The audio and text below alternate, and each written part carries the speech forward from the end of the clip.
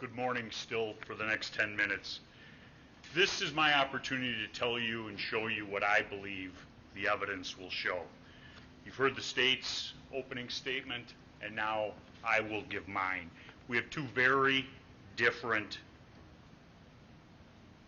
outlooks on the events of August 25th of 2020. Kyle Rittenhouse was present in Kenosha, Wisconsin on the evening of August 24th. He stayed at his friend's residence, Dominic Black. He saw on the live streams and things like that the events of the 24th. He saw Car Source number one, as I refer to it, the one that's on the east side of Sheridan Road, burn, all of the automobiles burned, destroyed. He saw the looting going on. He saw the other businesses burnt down. And the next morning, he went down to downtown Kenosha to look at the damage. He stopped and he helped clean up at the old Ruther High School. I think it's called something else now, but when I was around here, it was called Ruther, and before that, Bradford. And he saw that. He met one of the owners from Car Source, and they talked, and they decided that they would offer their services, him and Dominic Black and Nick Smith, to help protect the property of Car Source. Ladies and gentlemen, the evidence will show, in spite of what the media and public statements and things like that have been, the evidence will show that Kyle Rittenhouse had strong ties to Kenosha. His father lived in Kenosha. His mother lived in Antioch, Illinois. Kyle worked here in Kenosha County at the Recplex in Pleasant Prairie as a lifeguard. He went downtown to clean up the graffiti. Him and Nick left there, and they decided to come back that evening and help Car Source Lot 2, which is at 59th and Sheridan, and initially Car Source 3 at 60th and Sheridan. And when they were doing that, they met other individuals who had come to town at the urging of websites and things like that, and then just a general, I would say, distaste for the destruction. And those guys from the West Bend area, Ryan Balch, Lukowski, Joanne Fiedler, agreed that they would all help protect the Car Source lots. And initially, they went to the lot at 59th early in the evening. And what will end up being, you will see the events of that night unfold in video and still photographs. But ultimately, what this case will come down to, it isn't a whodunit, when did it happen, or anything like that. It is, was Kyle Rittenhouse's actions privileged under the law of self-defense?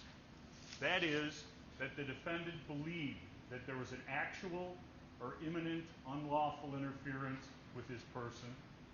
The defendant believed that the amount of force which he used or threatened to use was necessary to prevent or terminate the interference, and that his belief was reasonable. You as jurors will end up looking at it from the standpoint of a 17-year-old under the circumstances as they existed on August 25th of 2020. And Mr. Binger makes a big thing out of Kyle Rittenhouse was the only person who shot somebody that evening. True. Mr. Rittenhouse was the only person who was chased by Joseph Rosenbaum that evening. This is Joseph Rosenbaum. And what's important in this photograph is, one, it will allow you to identify him throughout the course of trial. Notice the belt, the baggy, lengthy jeans, and there will be a fair amount of testimony, I'm sure, regarding the maroon shirt. He's obviously currently wearing it. Mr. Rosenbaum was at a location And Mr. Rosenbaum had, along with other individuals, started a dumpster on fire. And when somebody put that dumpster that was very close to a gas station out, Mr. Rosenbaum became enraged. I'm going to go back. Is the sound on? Shoot me, nigga! Shoot me, nigga! That's just a brief snippet of that interaction. And he was upset, and he's yelling that he wants to be shot. And you'll see individuals in the full video, which you'll see in the course of trial, holding him back, trying to stop him from getting at an individual who is dressed with a baseball cap, an AR rifle, and short pants, who looks very much like Kyle Rittenhouse. Here's Mr. Rosenbaum during the evening. Him and his friend or associate, Joshua Zeminski, had just come from starting a trailer on fire. He arms himself with a chain and goes up and down Sheridan Road, carrying this rather heavy chain used to tie down equipment. Next is a still photograph taken from the Ultimate gas station where he was shouting, "Shoot me, nigger, shoot me, nigger," at a Black Lives rally. Who is that behind him? Joshua Zeminski. The evidence will show that Mr. Zeminski, also named as Alec Blaine, and Mr. Rosenbaum are together throughout the evening. And Joshua Zeminski plays a central role in this scenario on August 25th.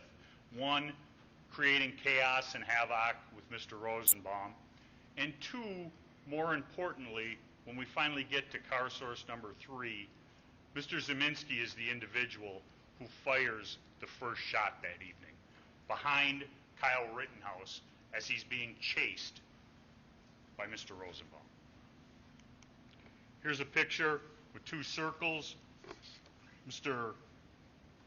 Rosenbaum and Mr. Zeminski starting the trailer on fire on Sheridan Road along with a dumpster. You see the photograph, the second one circled. Testimony will show that that is in fact Mr. Rosenbaum wearing a blue mask, not his shirt over his head, and carrying a bag, which I'm sure there will be much testimony about. Other individuals in this, once again, Mr. Zeminski. In the photograph taken at the Ultimate, this is a still from one of the videos you'll get to see, is Mr. Zeminski armed with the weapon that he ultimately fires at the car source 3. The individual with the red hair is Kelly Zeminski. She has a backpack and there's a circle on her hand with a big, heavy flashlight. As you can see, there was no need that evening for a flashlight other than it being a weapon. Count 2 is an individual by the name of Richard McGinnis. He was a reporter covering the riots in Kenosha. He had covered the riots in Portland, Minneapolis, and he will tell you, what he's called to the witness stand by either the state or myself, that he was dressed like this that night. The black t-shirt with the white back, the helmet on his head, and he had interviewed Kyle Rittenhouse and talked to him, and Mr. Balch and Rittenhouse were going to go out and see if anybody needed medical attention that evening, and Richie McGinnis was going to follow along.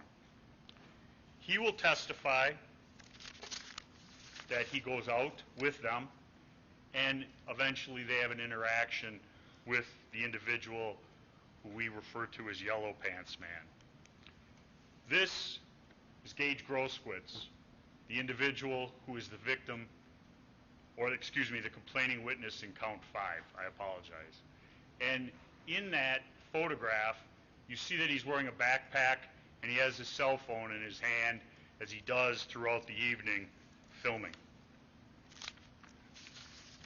Photograph 10, the next photograph, is, the evidence will show Gage Groskowitz running down Sheridan Road, and you see his hand going into the back of his waistband, pulling out a firearm to arm himself. The evidence will show, through testimony of an individual by the name of Nathan DeBrune, that that yellow dot right up there is where Kyle Rittenhouse is as they chase him down Sheridan Road. Mr. Groskowitz is not in any danger. Kyle Rittenhouse has already told him that he's going to turn himself into the police, yet he arms and continues with the mob to attack. This is a picture of Anthony Huber, the individual who attacks my client as he's laying on the ground after being kicked in the head by Jump Kick Man with his skateboard. He hit him with the skateboard as he was running down Sheridan Road, and then as he's laying prone on the ground, he comes in for another hit on his head, and then grabs Kyle Rittenhouse's firearm to try and take it away from him. The next photograph is a picture to look at the whole skateboard, the size of that skateboard, the trucks of that skateboard. Ladies and gentlemen, I would love to be able to hold up that skateboard in front of you as evidence today, because then you could see it. You could see the weight and the heft of what a skateboard is. And what that skateboard would do is somebody takes it in their hand and swings down on somebody's shoulder, head, and neck, trying to separate the head from the body, as Mr. Huber did. But, Your Honor, I'm going to object to the argument here, Your Honor. This is straying beyond a characterization of the evidence, and it's Mr. Richards' interpretation as an argument. you'll see the photographs, you'll see the videos, and ultimately you'll get to make the decision of what Anthony Huber was trying to do. The skateboard doesn't exist because Ms. Giddings, his girlfriend, in spite of repeated requests by Detective Howard, refused to produce it. That's what the evidence will show. Mr. Huber, at the Ultimate Gas, holding back Mr. Rosenbaum, who is ultimately the individual who lit the fuse that night. Man I refer to as Jump Kick Man, or the non-complaining witness. Kyle is laying on the ground after being knocked to the ground by an individual hitting him in the head with a rock, Anthony Huber hitting him with the skateboard, and Jump Kick Man comes in, kicks him square in the face with his black boot. Close-ups of that. And as he's kicking him in the face, Kyle fires 2 shots at that individual. He's not hit. He gets up and he runs away into the night, never to be seen again, never coming forward to identify himself as a victim, complaining witness, or otherwise to law enforcement. We looked for him, the evidence will show. The state looked for him, the evidence will show. Those are the big players in this case. But ultimately, what you'll end up having to decide, looking at all the circumstances of that evening, are the events that occurred over really a brief 15-minute period, but more importantly, 3 minutes. The police spread or push people south to approximately 60th. That's something we can agree. There's no line set up to stop Kyle or anybody else going in a southerly direction down Sheridan Road. There's no statement that if you go in that direction, you can't come back if you have business in that direction. Kyle, an individual by the name of Ryan Balch, followed by Richard McGinnis, go down there, Sheridan Road. And at 11:40, they have a conversation. yelling medic. And you'll see the videotape of this event. Kyle's got his medical bag, his gun, and he comes upon these three individuals. And the individual in the yellow pants accuses Kyle Rittenhouse of pointing a laser sight from a gun at him. Kyle shrugs it off, does not want confrontation with these individuals, does not point his firearm at them, and he leaves. Why does he leave? Because he doesn't want trouble. These are the three individuals who are with yellow pants. One individual is carrying a noose. I don't know what that's for. The other individual, the testimony will be from Kyle Rittenhouse and Richie McGinnis, had rocks in his hands. And then the blue-shirted individual was carrying a 9mm firearm. Richard McGinnis will tell you about the marauding nature of these individuals. He was so intimidated by them after Kyle walked away that he had to give up 2 White Claws to him to settle him down and some cigarettes so that he would be able to leave them. Kyle, from there, realizes he's been separated from Mr. Balch. He goes over to the Ultimate gas station looking for Mr. Balch and is unable to find him. What happens next is he attempts to get back to Car Source at 59th and Sheridan Road. This is Kyle on the right coming into the frame.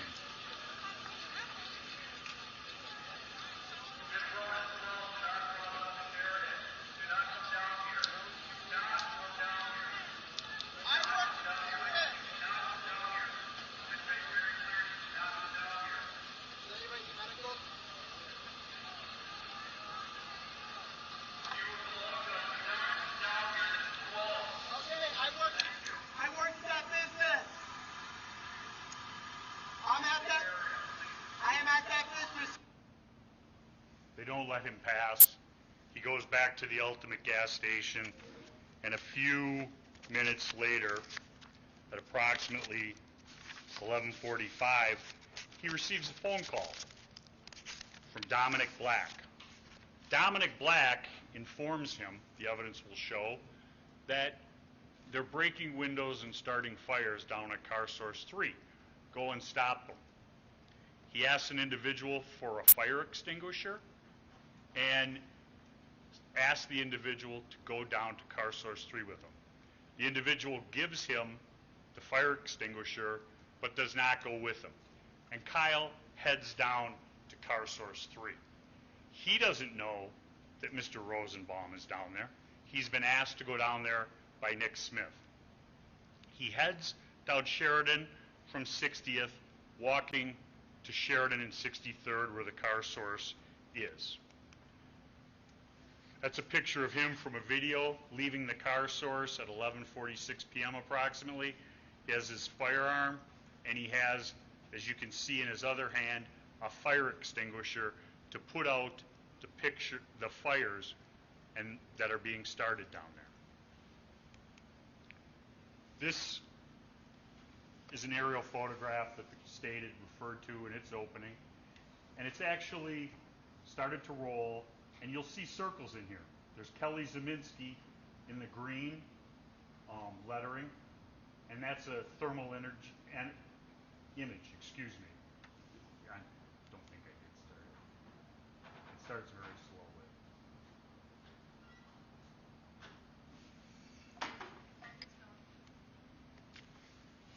You can see, people are labeled Richard McGinnis, Richie McGinnis, and they head down.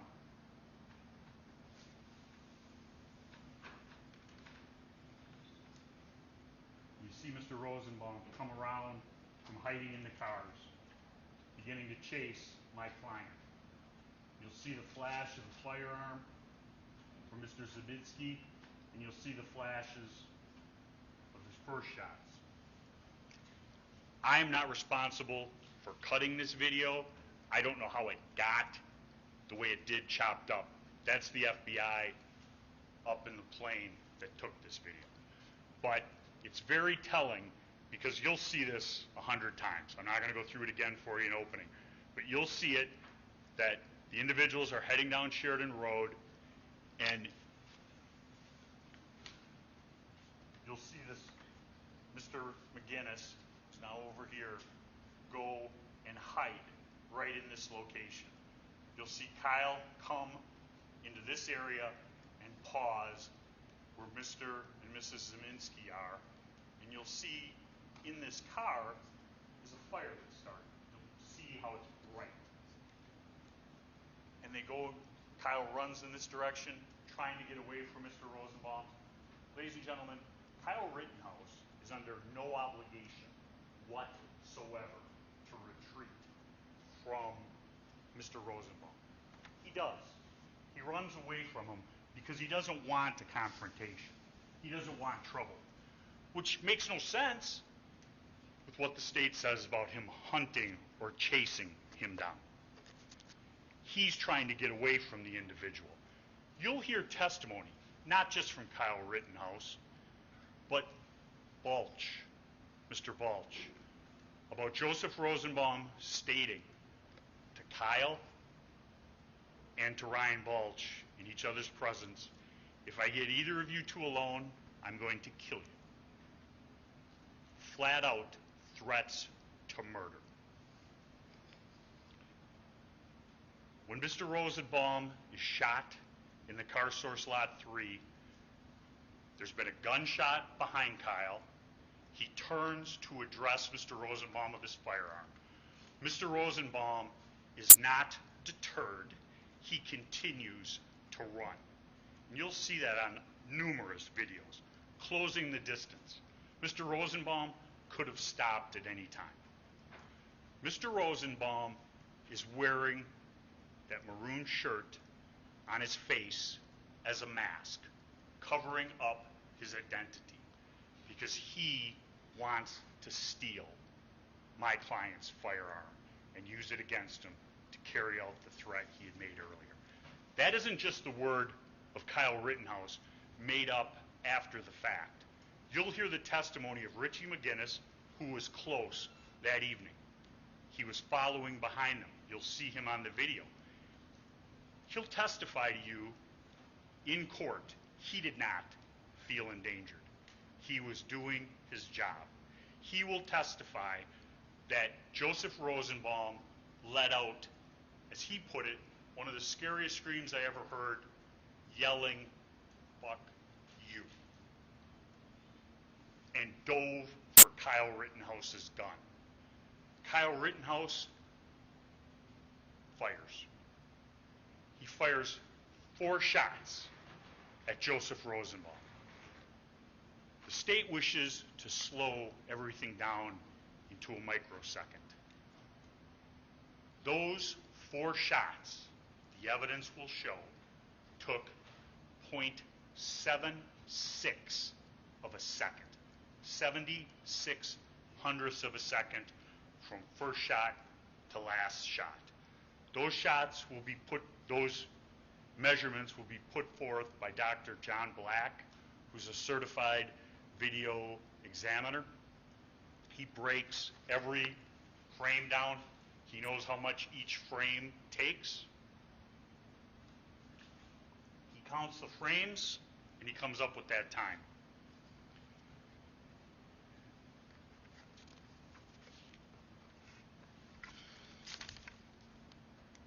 Next photograph, 11:48. That's car source 3. You see an individual right here with his hand in the air. The evidence will show that's Mr. Zeminski. This is Mr. Rosenbaum in full stride running after Kyle Rittenhouse. This is a still from a video. And you'll see a lot of videos leading up to this. You'll see a video, I believe it's from Corey Elijah, where he's confronted by Mr. Rosenbaum. And he doesn't want a confrontation. And he goes, you'll hear it on the video. The video is not showing that confrontation, but you hear Kyle's voice. And he goes, friendly, friendly, friendly. He thinks because he's giving medical attention and helping people out, that people don't have an animosity against him. He's wrong, but that's the belief in his head, and Mr. Rosenbaum chases after him. And I believe that the state will want to say, why did he go down there? He went down there because Nick Smith asked him to. Why didn't he keep running? One, you don't have to run. But two, I'll show you a video from 63rd looking back onto the car source lot, taken by an individual who will testify and his daughter. Next photograph, circled again, Zeminski with the arm up, Rosenbaum in full stride chasing and an arrow pointing to Kyle. This is the video from 63rd and Sheridan Road.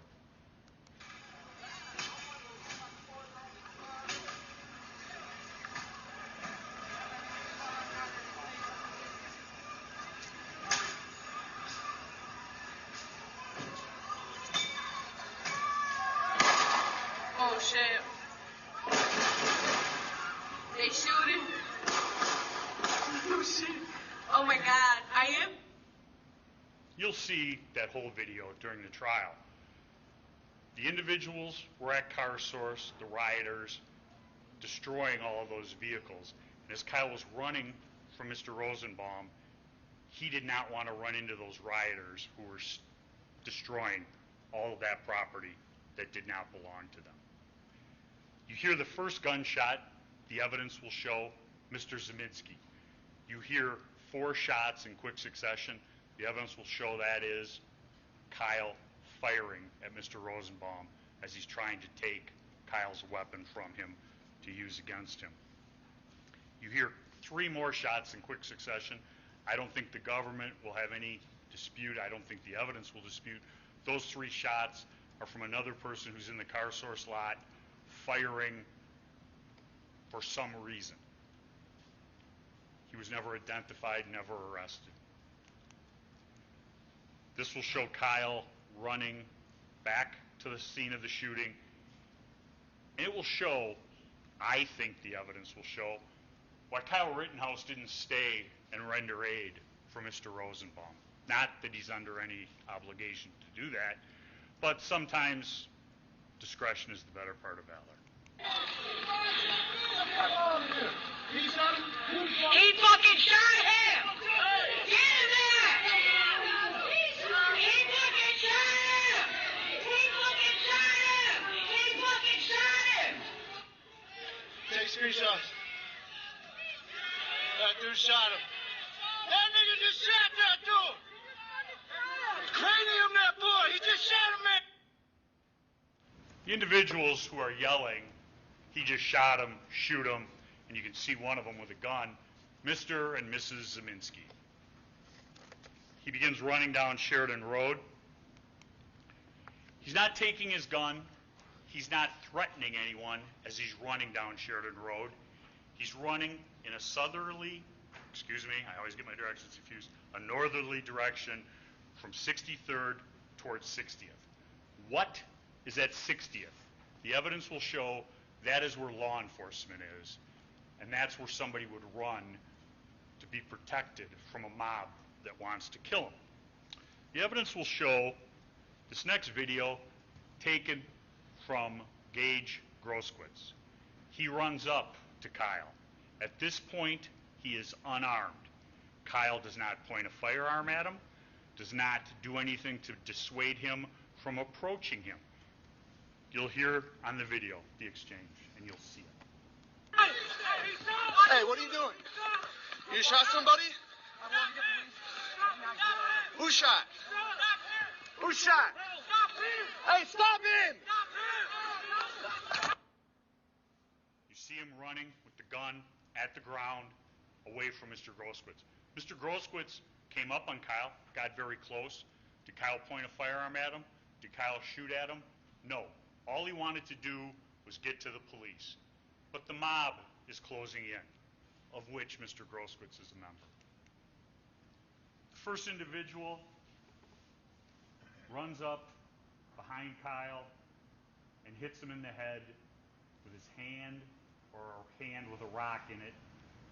This yellow circle shows Kyle being knocked a bit askew, but more importantly, his hat being knocked off. He's run all this distance, his hat stayed on his head. The government doesn't want anyone to think that he's being attacked or hit. This still photograph shows that his hat is being knocked off. That's the first blow to Mr. Rittenhouse. He continues to run. The testimony will show that these individuals are running up on him. What's important in this photograph, the evidence will show, is on the left, the testimony will be that Mr. Huber is picking up his skateboard. Why is his skateboard on the ground? Because he has taken his skateboard and swung it at Kyle Rittenhouse's head for the first time, hitting him in the head. And you can see in the blue circle Kyle Rittenhouse beginning to fall down. The two red marks are, one, the individual who struck him first, and Jump Kick Man closing in. Kyle goes to the ground. This is a still photo from a video you'll see. What's important here, the evidence will show, is an individual. Kyle's on the ground within 2 feet. Kyle points the firearm at him, does not fire. The individual backs up. He's no longer a threat. Kyle does not discharge his firearm. The next picture.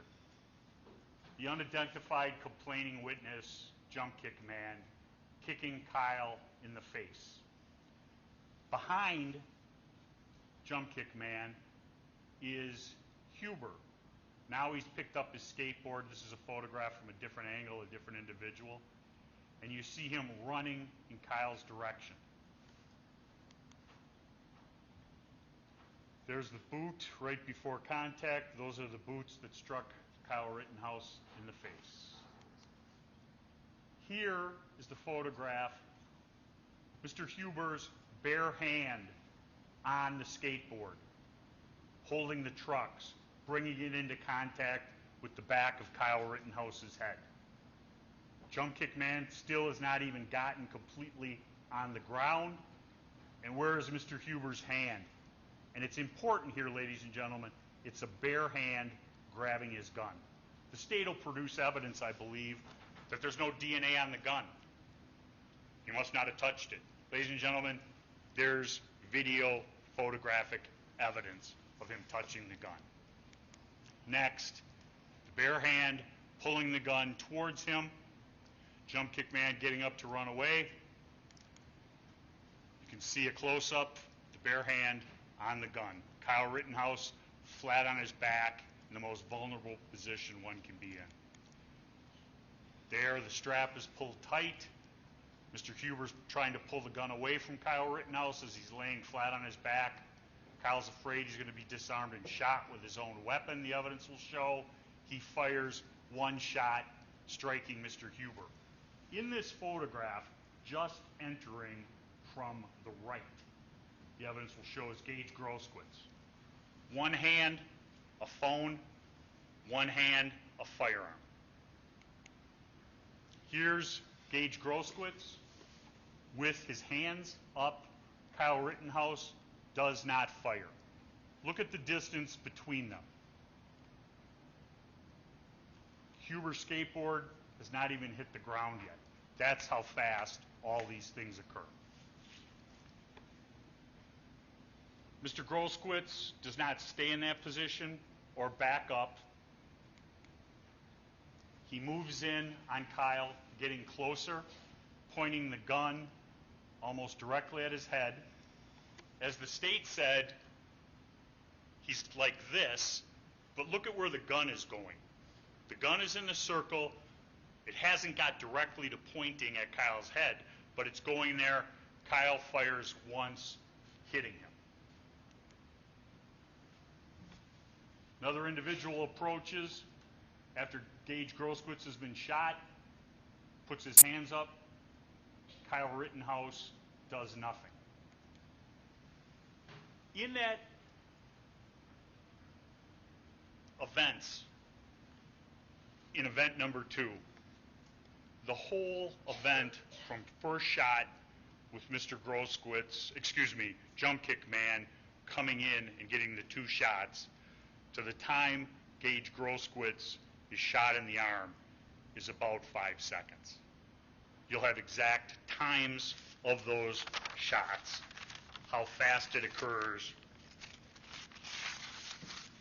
And after the shooting that evening, Mr. Groskowitz was interviewed. He told law enforcement his story of that evening. The one interesting detail he forgot to mention was that he was armed when he got shot. He told the police that he had lost his gun as he was running down Sheridan Avenue.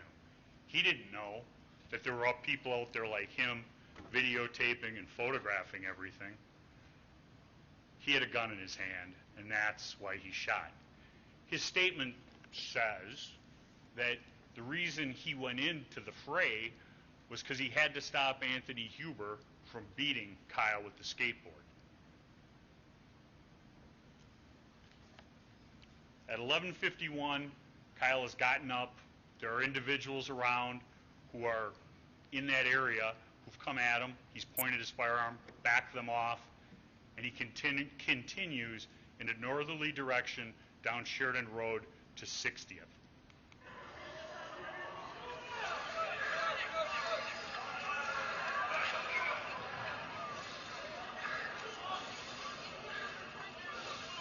Hey, he just shot them! Hey, dude right here just shot them! Dude right here just shot all of them down there! That dude just shot them right there! That dude right here! Yeah!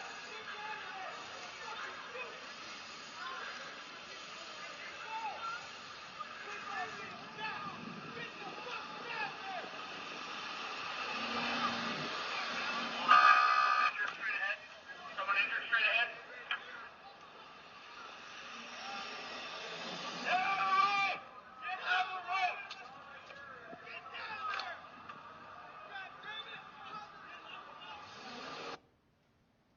You see Kyle with his hands up approach the police car to turn himself in. The evidence will show that the police told him to get away from the car and go home. The police say that they peppered sprayed Kyle. Kyle didn't get hit with the pepper spray.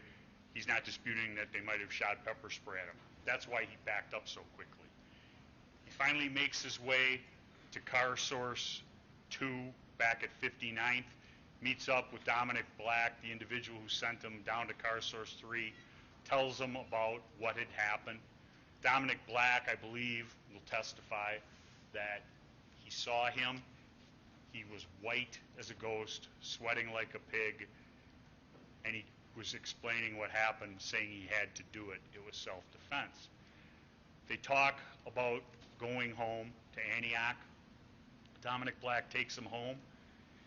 They leave about 10 to 12, and at 1:20, Kyle Rittenhouse and his mother are walking into the Antioch Police Department, turning themselves in to the police, which is what he wanted to do here in Kenosha, but the way Kenosha was that night, with the police department surrounded by fence and things like that, he couldn't.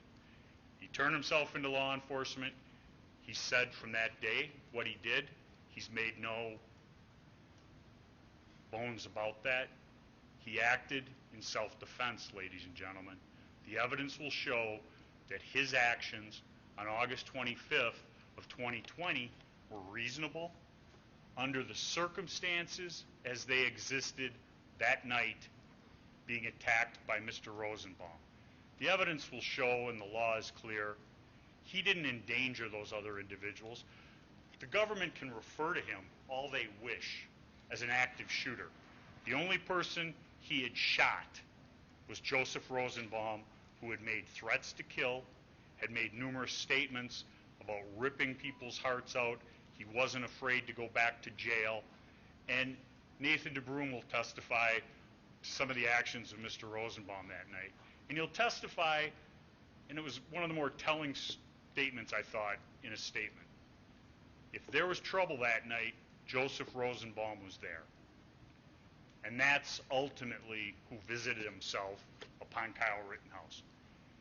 The evidence will show he thought, probably, that he could get that gun from Kyle Rittenhouse. He was wrong. Kyle Rittenhouse protected himself, protected his firearm so it couldn't be taken, used against him or other people from Mr. Rosenbaum who'd made threats to kill, and the other individuals who didn't see that shooting attacked him in the street like an animal. Ladies and gentlemen, that's what the evidence will show. Thank you.